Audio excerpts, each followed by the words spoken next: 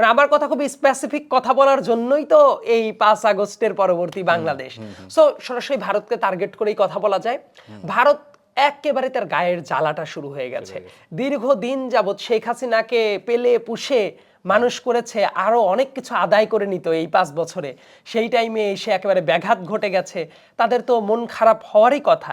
মানে তারা ডিসইনফরমেশন ছড়াবে না, এটাই তো অবাস্তব জিনিস। তারা এটা করবে, এটাই স্বাভাবিক। আমি তো বলি যে শেখ হাসিনা তো বাংলাদেশের হয়ে কখনো শাসন করে নাই। শেখ হাসিনা ছিল দিল্লি দাসী।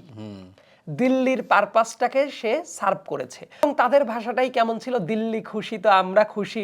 তার মন্ত্রীরাই বলতো স্বামী স্ত্রীর মতো সম্পর্ক, বলেছে তো। শেখ হাসিনা নিজেই বলেছে ভারতকে যা দিয়েছি সারা জীবন তা মনে রাখবে। কি দিয়েছে এত? এবং প্রত্যেকটা জায়গায় শেখ হাসিনাকে 2008 সালে ক্ষমতায় বসিয়েছেও ভারত। কথাটা অনেকেই ঢাক ঢাক গুড়গুড় করে বলতে পারে। প্রণব মুখার্জির বই যেটা আছে কোয়ালিশন ইয়ার্স, এইটা বাংলাদেশের মানুষের পড়া উচিত।